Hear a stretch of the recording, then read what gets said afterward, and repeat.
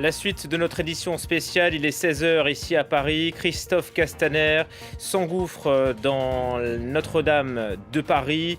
Vous le voyez, ces premières images de l'intérieur de l'édifice qui a brûlé. Hier soir, le ministre de l'Intérieur s'est entretenu avec les pompiers. Le sauvetage de la cathédrale s'est joué à un quart d'heure près, a dit son collègue Laurent Nunez. Plus de 1000 pompiers sont intervenus. La piste accidentelle est privilégiée. La reconstruction, elle va prendre du temps, mais elle se fera, promet Emmanuel Macron. Les dons affluent de toutes parts, dons privés et publics. On atteint à l'heure qu'il est 600 millions d'euros. Union nationale et internationale, l'élan de solidarité a dépassé les frontières. De Jair Bolsonaro à la reine Elisabeth II, le pape dit prier pour la France et les fidèles. Nouvelle édition spéciale sur France 24 consacrée à l'incendie très important hier de Notre-Dame de Paris. On va revoir ces images en direct. Christophe Castaner qui constate l'étendue des dégâts. Le toit de la cathédrale s'est en partie effondré avec les flammes. En tout, 1000 soldats du feu se sont relayés hier pour sauver Notre-Dame de Paris. Les travaux de sécurisation vont durer au moins 2 jours. C'est ce qu'a annoncé Laurent Nunez, le secrétaire d'État à l'Intérieur, qui était un peu plus tôt sur le parvis. Il estime que des vulnérabilités ont été identifiées, notamment au niveau de la voûte. Écoutez-le. Le péril incendie est maintenant derrière nous, même s'il y a toujours des surveillances qui sont mises en place pour éviter que des foyers ne repartent. Donc l'incendie s'est terminé. Globalement, la structure tient bon et quelques vulnérabilités ont été identifiées, notamment au niveau de la voûte, c'est-à-dire du plafond, et au niveau d'un pignon du transept nord qui doit être déposé, c'est-à-dire sécurisé, et ce qui a conduit à l'évacuation de 5 immeubles d'habitation. Laurent Nunez qui est actuellement à l'intérieur de Notre-Dame de Paris avec Christophe Castaner qui va s'exprimer d'une minute à l'autre.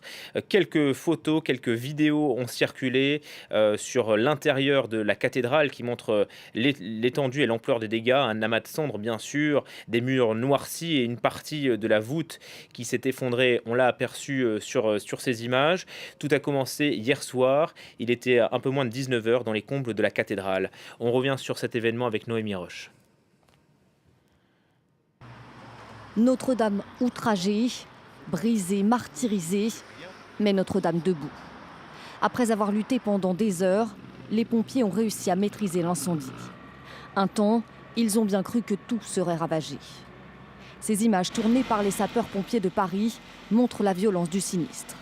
L'ensemble de la toiture est touché, la charpente datant du Moyen-Âge est détruite, une partie de la voûte s'est effondrée et puis il y a eu cette image. En début de soirée, la flèche léchée par les flammes finit par céder. Les échafaudages sont encore visibles, c'est de ce chantier de restauration que serait parti le feu. Le président de la République, qui devait initialement prononcer à la télévision un discours en réponse à la crise des Gilets jaunes, vient constater l'étendue des dégâts et rendre hommage aux pompiers. Le pire a été évité. Grâce à leur courage, la façade et les 2 tours principales ne se sont pas effondrées. D'après les services de secours, il aurait été impossible d'éteindre le feu plus rapidement avec des moyens aériens, au risque de faire effondrer l'ensemble de la structure. C'est ce qu'ont expliqué les services de secours, salués par une foule présente tout au long de la nuit. Au matin, devant l'édifice meurtri, beaucoup peinent à réaliser. C'est un patrimoine français, c'est une part de nous qui brûle avec. Ouais, malheureusement, pendant 800 ans, on a réussi à la conserver et aujourd'hui, il faut que ça parte en fumée. Et ça touche tout le monde, je pense. Je suis effondré comme la cathédrale, quoi. Le trésor architectural, quoi. La pureté de Notre-Dame, quoi. Grâce à Dieu, la façade est intacte.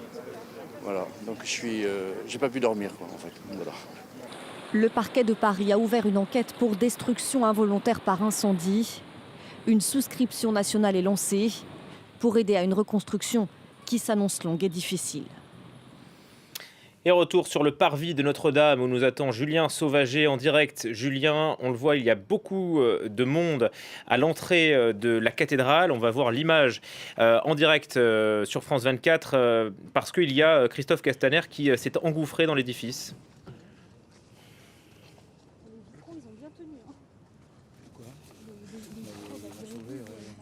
Alors, Julien Sauvager, est-ce que vous m'entendez? Visiblement, vous n'êtes pas connecté. Julien Sauvager. Alors, on n'a pas encore Julien Sauvager. On vous retrouvera un peu plus tard sur France 24. Bruno, vous êtes avec nous et vous suivez ces événements en direct. On attend donc une intervention du ministre de l'Intérieur, Christophe Castaner, qui est revenu, qui n'était pas à Paris, il était à la Réunion, je crois, voilà, hein. Donc, il et qui revient donc constater les dégâts pour la première fois. Donc. Oui, donc évidemment, la déclaration du ministre de l'Intérieur, elle est importante, même si le secrétaire d'État à l'Intérieur, Laurent Nunez, a été présent, très présent, même hier soir. C'est lui qui a indiqué qu'il était à un moment presque impossible en fait de sauver l'édifice, et puis qui a expliqué ce matin que tout cela s'était joué à 15 à 30 minutes. Donc on attend là, j'imagine, les premières déclarations du ministre de l'Intérieur, à la fois pour avoir un premier aperçu de l'état du bâtiment à l'intérieur. On dit que, outre la charpente, la nef centrale et le transept nord ont été touchés aussi par l'incendie. Donc là, on devrait avoir dans la bouche de Christophe Castaner des éléments plus précis pour savoir aussi, évidemment, vers où sans doute se dirige l'enquête. Bon, apparemment, la piste accidentelle est privilégiée, mais peut-être Christophe Castaner pourra-t-il en dire plus. Et puis surtout, évidemment, j'imagine un hommage appuyé aux forces de police et surtout, effectivement, aux pompiers qui ont été les véritables héros de ce sauvetage, quand même, il faut le rappeler, hein, pour être un peu positif, de ce sauvetage de Notre-Dame, puisque si les 2/3 de la toiture ont été détruits, quand même, la structure de l'ensemble de ce bâtiment historique a été préservée. Et justement, nous sommes en ligne avec Yaël Lecras. Bonjour, merci d'être avec nous sur France 24. Vous êtes sapeur-pompier, vice-président du syndicat national des sapeurs-pompiers. Et disons-le, votre profession a sauvé Notre-Dame de Paris hier soir.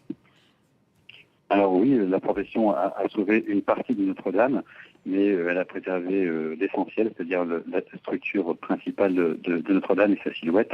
Malheureusement, nous n'avons pas pu combattre la totalité de l'incendie de manière suffisante pour préserver Notre-Dame. Quelles ont été les plus grandes difficultés rencontrées? Les difficultés sont de plusieurs ordres.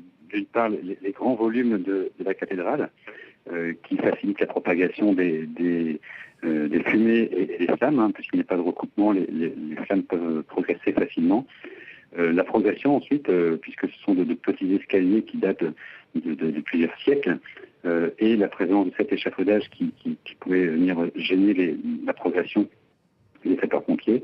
Et enfin, le dernier, peut-être le plus évident, c'est la grande hauteur de Notre-Dame, puisque la flèche culmine à plus de 90 mètres, et cela a bien évidemment gêné l'action des sapeurs-pompiers qui ont fait un travail remarquable par leur engagement.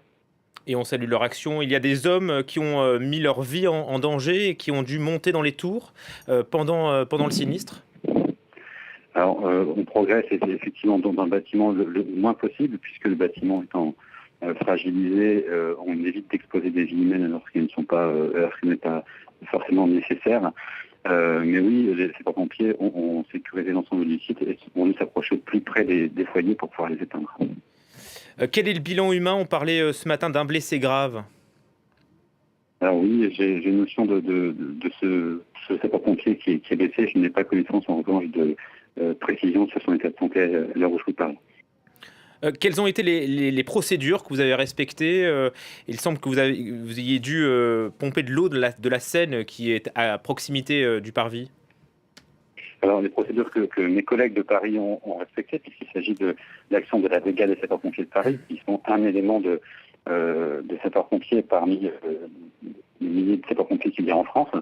Oui, on prend l'eau là où elle se trouve. Donc, sur ce genre de sinistre, on peut soit établir, c'est dérouler des tuyaux pour pouvoir attaquer le feu, On peut soit établir de tuyaux à partir de bouches ou de poteaux d'incendie que l'on voit dans les rues, que les Parisiens connaissent bien, ou aussi se mettre en aspiration, c'est-à-dire qu'on va dans les points d'eau naturels, et là la Seine représentait un gisement d'eau tout à fait évident pour lutter contre cet incendie. Le travail des pompiers se poursuit. On les a vus sur une nacelle tout à l'heure devant Notre-Dame de Paris. Quelle est leur tâche actuellement ? Écoutez, la tâche, donc après l'action d'attaque des foyers, l'action de refroidissement progressif des structures et des derniers points chauds, le travail consiste maintenant en une évaluation, donc une évacuation des gravats et une évaluation de la stabilité de la structure, de manière à ce que les décombres de Notre-Dame puissent être rendus accessibles aux équipes qui viendront très certainement par la suite pour étayer et sécuriser davantage le site. Donc pour l'instant, c'est un moment d'évaluation de la structure. Alors les pompiers l'ont rappelé à plusieurs reprises, ça serait peut-être bon de le re-expliquer à nos téléspectateurs, l'absence d'utilisation de Canadair. Petite polémique, non, effectivement, les Canadair, les gens sont habitués à les voir sur les feux de forêt en France et en Europe en particulier. Ce sont des outils extrêmement adaptés pour lutter contre les feux de forêt par la maniabilité. Alors Yael Lecras, je suis désolé de vous couper, mais priorité au direct, on va écouter Christophe Castaner, désolé à vous. Nous la connaissons. La charpente, le toit de Notre-Dame de Paris a été emporté, la flèche s'est effondrée. Depuis, entre les découvertes faites ce matin et la suite des effondrements, 3 parties sommitales se sont effondrées. La suite, nous la connaissons. Mais au-delà de l'émotion, au-delà des mots, au-delà des larmes, ce que je veux vous dire, c'est la fierté. La fierté de voir ces femmes, ces hommes qui se sont engagés pour sauver Notre-Dame de Paris. C'est 500 sapeurs-pompiers qui, sous l'autorité du général Gallet, ont mené une intervention à la fois délicate, à la fois massive, à la fois puissante, mais surtout courageuse.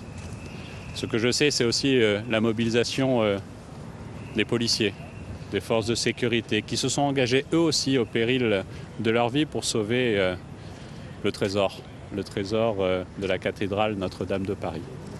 Ce que je sais, c'est aussi l'engagement des forces sentinelles qui étaient présents, nos militaires, là encore, pour sécuriser le site, pour accompagner. Ce que je sais, c'est l'immense émotion, l'immense solidarité, l'immense respect qui nous inspire tous.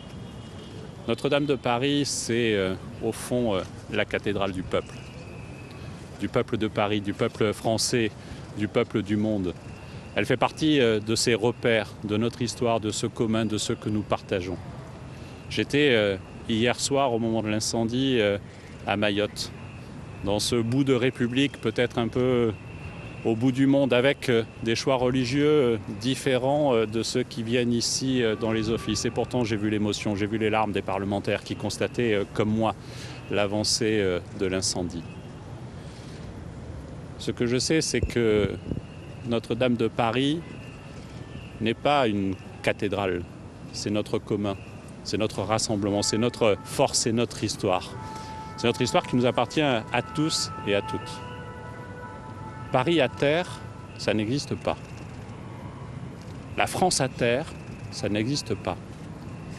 Alors, Notre-Dame de Paris sera rebâtie, sera reconstruite.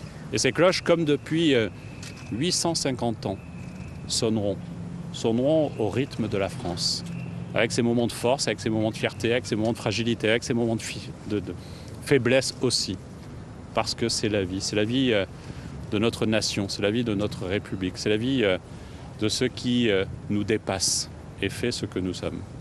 Je suis ici à la fois pour remercier celles et ceux, pour apporter un soutien et un message de soutien fort à la communauté catholique, parce qu'évidemment, Notre-Dame de Paris, c'est la communauté catholique. Mais Notre-Dame de Paris, je vous l'ai dit, elle appartient à ceux qui croient, comme à ceux qui ne croient pas. Elle fait partie de cette identité-là. Je suis ici pour dire merci à nos forces qui se sont engagées et qui vont continuer à s'engager. L'essentiel a été préservé. Notre-Dame de Paris n'est pas à terre. Mais elle fait l'objet d'un suivi attentif. Tous les risques ne sont pas au moment présent écartés. Et donc nous sommes vigilants.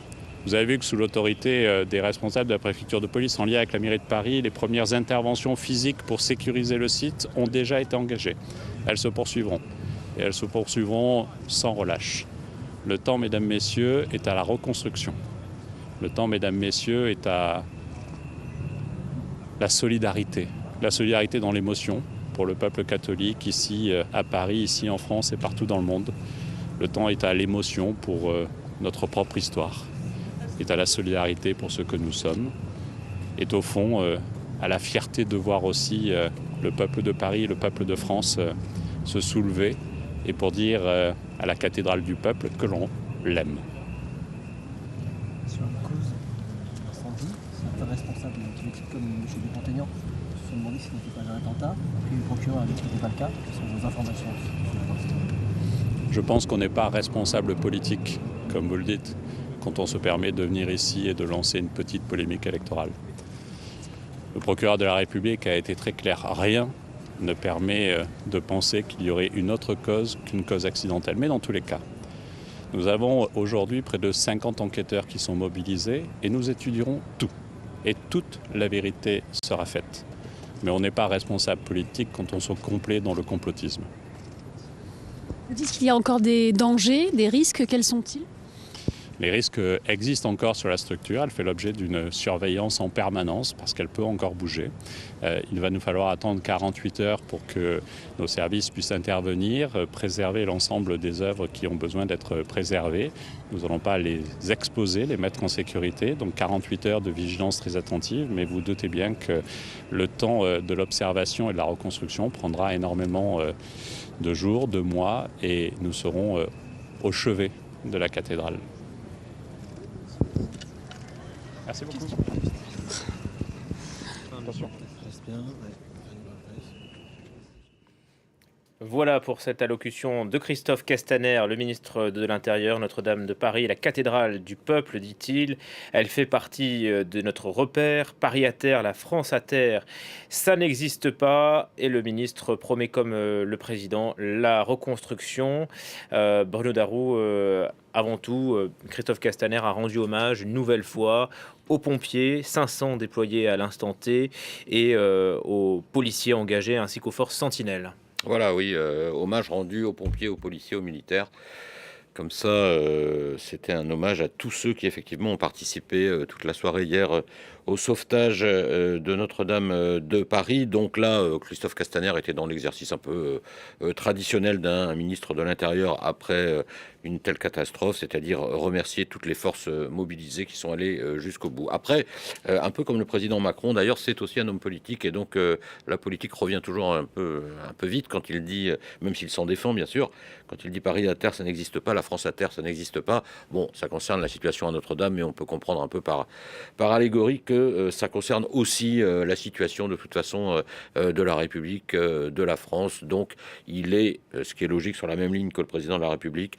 Sur le thème, il y a des moments durs, il y a des moments rudes, mais si on est courageux, si on est fier, si on est déterminé, eh bien c'est une forme de volontarisme politique incarné pour aller de l'avant et pour affronter les choses. Bon, il a donné aussi quelques indications sur l'état du bâtiment, sur le fait qu'il va quand même falloir attendre, si on a bien compris, 48 heures avant d'être à peu près tranquillisé sur l'état de la structure. Et puis concernant l'enquête, il a indiqué que donc il y avait 50 enquêteurs actuellement qui étudiaient toutes les hypothèses, même s'il a été très dur. Alors on n'a pas entendu la question, mais je crois savoir que ça faisait référence à Nicolas Dupont-Aignan, qui avait fait planer l'ombre d'un, non pas d'un complot, mais d'une coïncidence. Ouais, il demandait si c'était un accident ou un attentat. Voilà, il demandait si c'était un accident ou un attentat. Donc là, il a été très dur avec lui, en gros lui déniant, par ses propos qu'il avait tenus, le qualificatif de responsable politique.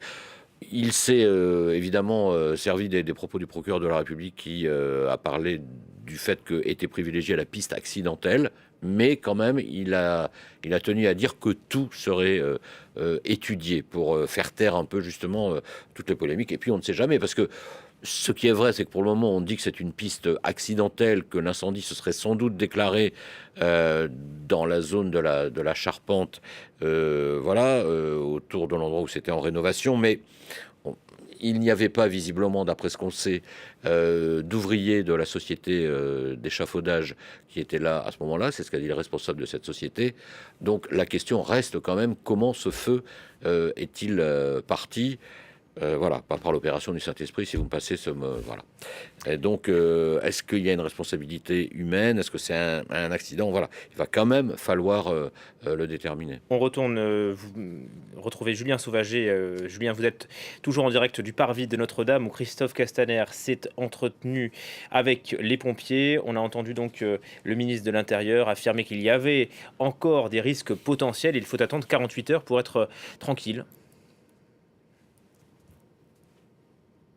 Oui, et c'est pour ça qu'on voit depuis le début d'après-midi, notamment un drone par exemple qui survole toute la structure, toute la cathédrale de Notre-Dame, ou encore qu'on voit des pompiers qui sont sur des plateformes élévatrices, parce que évidemment pour l'instant la plupart du travail des pompiers est de vérifier déjà depuis l'aspect extérieur comment ça se passe pour le bâtiment. Est-ce que les fondations ont bien tenu? Est-ce que les murs ne sont pas lézardés par exemple? Si les joints en mortier, alors mortier même à l'époque c'était plutôt du torchis, c'est ce torchis qui sert de mortier qui a plus de 800 ans et qui a du coup été gorgé d'eau pendant la nuit, eh bien s'il résiste et s'il tient malgré tout. Pour l'instant en effet difficile de rentrer à part de quelques mètres, comme l'a fait d'ailleurs le ministre Monsieur Castaner qui est rentré de quelques mètres à l'intérieur, mais évidemment il est impossible d'aller beaucoup plus loin. Je vous rappelle qu'au centre, le cœur de la nef, lui, la voûte s'est effondrée, certainement sous le poids de la flèche au moment où elle est tombée, et puis de tout ce cuivre qui a fondu. Il y a donc encore énormément d'endroits qui sont difficiles d'accès, dangereux d'accès. Donc la plupart des opérations actuellement des pompiers se situent à l'extérieur du bâtiment. Vous en voyez aussi peut-être derrière moi au niveau des galeries, au niveau des deux beffrois, parce que là c'est accessible, là ils peuvent y aller pour pouvoir là aussi constater les dégâts. Vous l'avez dit, on le dit depuis maintenant, c'était la priorité des pompiers finalement cette nuit, c'était de réussir à sauver ces beffrois, car si un des deux s'effondrait, eh bien c'était l'intégralité de la structure qui serait tombée. Julien, faites-nous vivre ce qui se passe actuellement autour de Notre-Dame de Paris. On voit seulement le parvis avec les officiels, les religieux et les pompiers. On imagine qu'il y a encore des badauds qui sont scotchés devant la cathédrale? Oui, parce que évidemment ici sur ce parvis, eh bien il est réservé uniquement aux équipes, aux officiels comme vous le dites, mais aussi bien sûr aux pompiers pour qu'ils puissent bien travailler et aux policiers. Les badauds ne sont pas autorisés à venir là où je me trouve, mais seulement juste de l'autre côté de la Seine, c'est à quelques vingtaine de mètres d'ici, eh bien ils sont des centaines et des centaines. Il y a des Parisiens, bien sûr, très choqués, qui viennent n'en croyant pas leurs yeux. Ils nous ont dit, ils sont venus pour être sûrs que c'était bien vrai, pour vraiment voir ça de leurs yeux. J'ai croisé une habitante, par exemple, qui me disait qu'elle le voyait de sa fenêtre depuis toujours et qu'elle n'en revenait pas, qu'elle avait voulu, elle, descendre dans la rue pour rejoindre cette foule qui est très silencieuse. On peut même avoir une impression de procession. Les gens avancent tout doucement, à la queue leu-leu, c'est une foule très dense, et puis les gens s'arrêtent de temps en temps pour prendre quelques photos, se prendre en selfie, mais les mines sont graves, j'ai vu des gens pleurer, et puis il y avait aussi tous ces touristes, certains avaient prévu d'ailleurs de venir aujourd'hui ou demain pour visiter Notre-Dame. Je veux dire qu'ils étaient évidemment très déçus, on pouvait lire sur leur regard cette tristesse infinie de n'avoir pas avoir eu l'occasion de pouvoir rentrer à l'intérieur de Notre-Dame, parce que tous ces gens que j'ai pu croiser aujourd'hui, tous savent qu'ils ne pourront pas y retourner avant de nombreuses années, et savent que ce soit pour les Parisiens ou que ce soit pour les touristes, c'était un moment très difficile, mais ça a été aussi un moment presque de communion collective avec des gens qui voulaient ne pas être seuls, qui voulaient être entourés face à ce sinistre. Merci Julien Sauvager. Pendant que vous parliez, on voyait quelques pompiers au premier étage de la cathédrale Notre-Dame. Ils sont toujours sur place, les soldats du feu, pour vérifier la solidité de l'édifice. Et Christophe Castaner, lui, a affirmé que Notre-Dame était la cathédrale du peuple.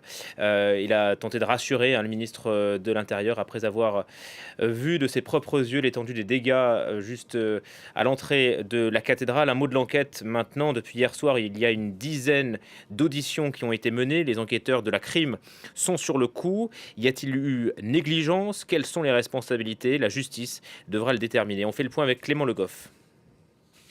Ils se succèdent dans les locaux de la police judiciaire. Depuis hier soir et ce matin, plus d'une vingtaine d'ouvriers déjà entendus par les enquêteurs. Hier encore, ils travaillaient sur des échafaudages à plus de 90 mètres autour de la flèche de Notre-Dame. Aujourd'hui, leurs témoignages sont décisifs pour tenter de comprendre comment la cathédrale a pu s'embraser. Le parquet de Paris a ouvert une enquête pour destruction involontaire par incendie. Le procureur s'est rendu sur place en fin de matinée. Ce que l'on peut dire à ce stade, c'est que c'est la thèse accidentelle qui est privilégiée, la thèse d'un départ de feu, donc au niveau de la charpente, en lien avec les travaux en cours d'exécution. Rien aujourd'hui, je dirais, ne va dans le sens d'un acte volontaire. Les constatations de la police scientifique n'ont pas encore débuté car l'édifice est instable. Seuls les pompiers peuvent y accéder pour le moment. Mais on en sait plus désormais sur les circonstances. Hier, alors que les ouvriers sont partis en pleine messe, il est 18h20 lorsque la première alerte est donnée selon le procureur. Une levée de doute est effectuée, mais rien n'est constaté. Pourtant, 23 minutes plus tard, à 18h43, seconde alerte. Des flammes gagnent la charpente et la flèche. Il est déjà trop tard. Selon les premiers éléments de l'enquête, le feu serait parti des combles, un endroit très difficile d'accès sous la charpente, où ces poutres, composées de bois de chêne, sont particulièrement inflammables. Au cœur des investigations, des travaux de restauration débutés il y a près d'1 an. L'objectif était de rénover la flèche dont la couverture en plomb donnait des signes de faiblesse. On est à un endroit où on voit ce que peut être la dégradation du plomb. Il y a moins d'une semaine, 16 statues en cuivre avaient été déplacées, direction la Dordogne. Elles ont pu être sauvées. Voilà pour ces dernières informations. On marque une courte pause. On se retrouve à 16h30 pour une nouvelle édition spéciale. À tout de suite.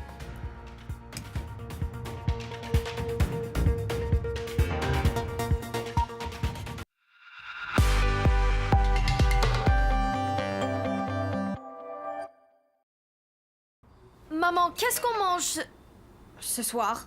De l'eau, seulement de l'eau. Vous ne nourrissez pas vos enfants qu'avec de l'eau. Alors pourquoi le faire avec vos plantes? Donnez-leur de l'engrais Plantes Fleuries Fertiligène pour des plantes visiblement plus belles en 7 jours.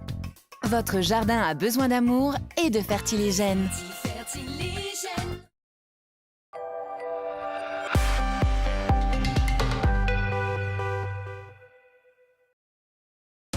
France 24, le monde en direct, un réseau mondial d'observateurs, des correspondants et des reporters sur tous les terrains pour vous offrir le meilleur de l'actualité.